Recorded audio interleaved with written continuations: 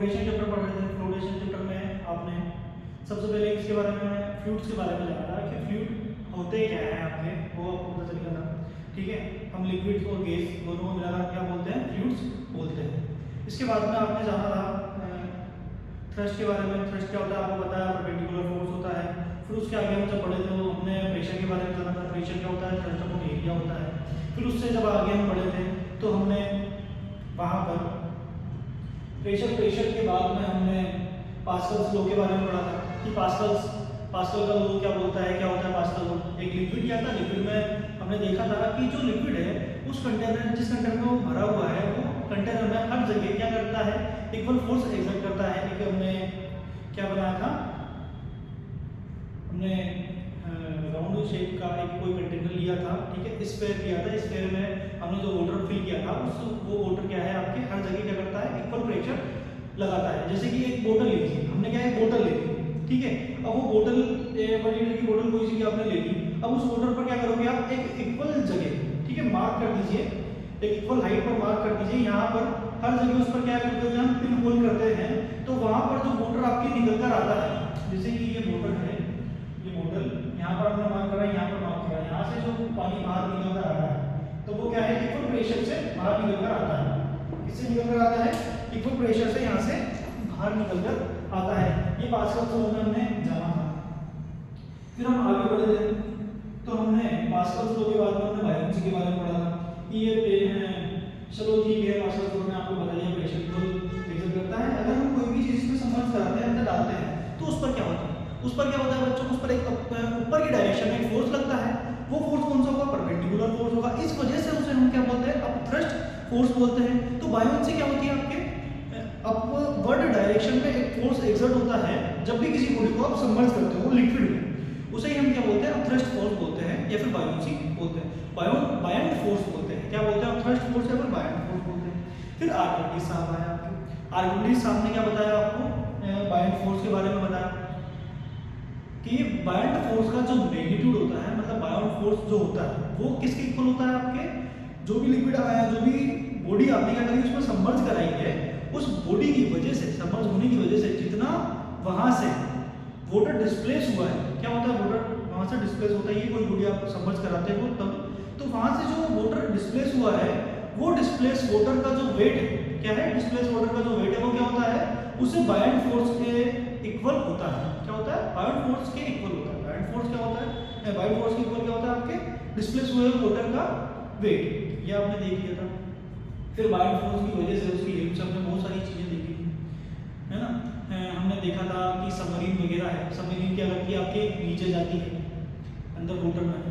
ठीक है, तो वाटर में जाने के बाद में क्या, वाटर में जाती है तो उसमें क्या होता है, अगर वो ऊपर फ्लोट कर रही है, क्या कर रही है, फ्लोट कर रही है, तो वाटर का जो वेट है, मतलब वाटर की वजह से जो उस पर बायंट फोर्स लग रहा है और उस सबमरीन का जो वेट है, दोनों क्या है, इक्वल है। इस वजह से क्या कर रही है वो, सॉरी, बायंट फोर्स नीचे से जो लग रहा है वो क्या है, ज्यादा है, मोर देन है, और जो बॉडी आपकी फ्लोट कर रही है उसका जो वेट है वो वेट कम है और बायंट फोर्स ज्यादा है, इस वजह से वो फ्लो कर पा रही है।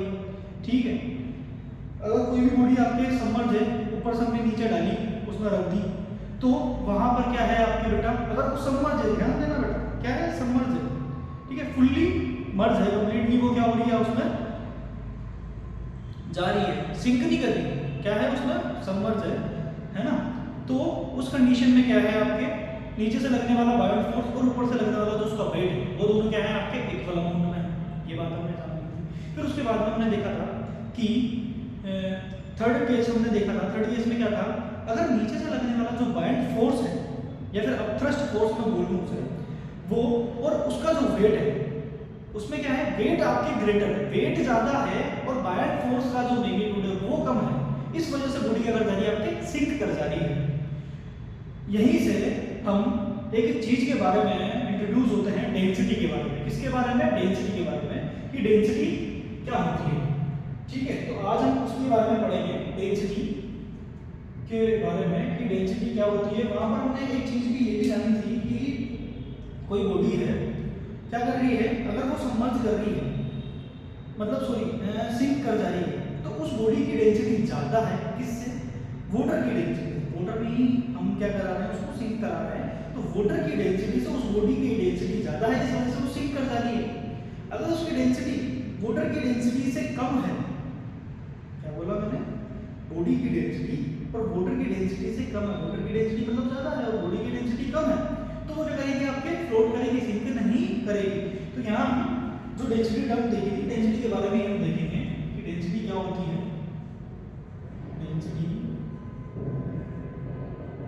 डेंसिटी होती है आपके per unit mass per unit volume. क्या होती है, mass per unit volume,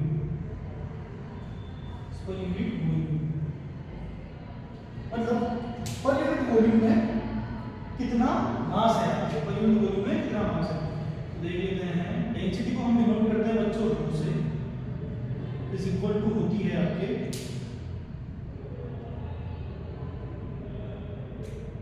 density को रो से डिनोट करते हैं, मास को हम स्मॉल एन से डिनोट करते हैं और वॉल्यूम को हम वी से डिनोट करते हैं। डेंसिटी इज इक्वल टू होती है आपके मास अपॉन वॉल्यूम। यहां से आप क्या है, मास भी निकाल सकते हो। मास इज इक्वल टू हो जाएगा रो मल्टीप्लाई वी वॉल्यूम, मतलब रो इनटू वॉल्यूम हो जाएगा।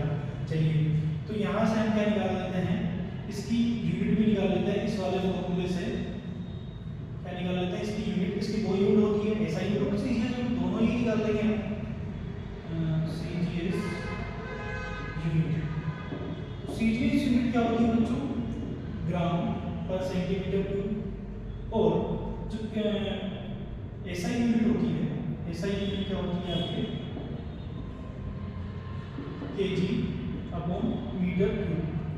हमने क्या है, फोर्स में पढ़ा था, फोर्स की हमने दो यूनिट निकाली थी, एक तो ऐसा यूनिट, सीजीएस यूनिट। ऐसा यूनिट आपके न्यूटन होती है, सीजीएस यूनिट आपके नहीं होती है। इनमें हमने रिलेशन भी निकाले थे, ऐसा यूनिट एंड सीजीएस यूनिट में क्या था, 1 न्यूटन इज इक्वल टू क्या था आपके 10 की पावर 5 9 था। इसी तरीके से हम इसकी भी ऐसा ही और सीजीएस यूनिट में रिलेशन निकालेंगे। तो रिलेशन क्या निकलेगा हमारे, रिलेशन निकलेगा बेटा, इस यूनिट को किस में चेंज कर रहे हैं, 1 KG upon centimetre, sorry metre cube है यार, मीटर क्यूब को किस में चेंज कर रहे हैं, ये ऐसा यूनिट को हम सीजीएस में चेंज कर रहे हैं। तो सीजीएस में मतलब 1 केजी इज इक्वल टू कितना होता है, 1000 ग्राम। कितना होता है, 1000 ग्राम। और यहाँ पर बेटा मीटर क्यूब है, मीटर किस में है, क्यूब में, मतलब यहाँ देखो, ध्यान से मीटर मल्टीप्लाई मीटर है।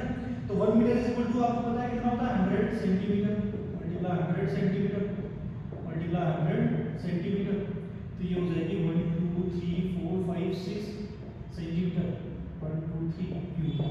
ये हो जाएगी इसकी, क्या हो जाएगी, 6 जीरो आ जाएंगे आपके यहाँ पे, 2 3 4, ये 6 जीरो आ गए, ठीक है, सेंटीमीटर क्यूब। तो 3 जीरो से 3 जीरो उड़ गए, यहाँ पे क्या बचा, 1 अपॉन सॉरी ग्राम अपॉन 1000 सेंटीमीटर क्यूब हो गया, ठीक है, 1000 सेंटीमीटर क्यूब। तो ग्राम और centimetre cube is equal to क्या हो जाएगा आपके, देखो यहाँ ध्यान से, 1000 इधर भेज दूंगा तो ये 1000 केजी अपॉन क्या है, metre cube is equal to 1 gram upon centimetre cube. ये देखो क्या रिलेशन निकला, gram upon centimetre cube is equal to होता है आपके 10 की पावर 3 लिख सकता हूँ मैं 1000 को, केजी मीटर क्यूब।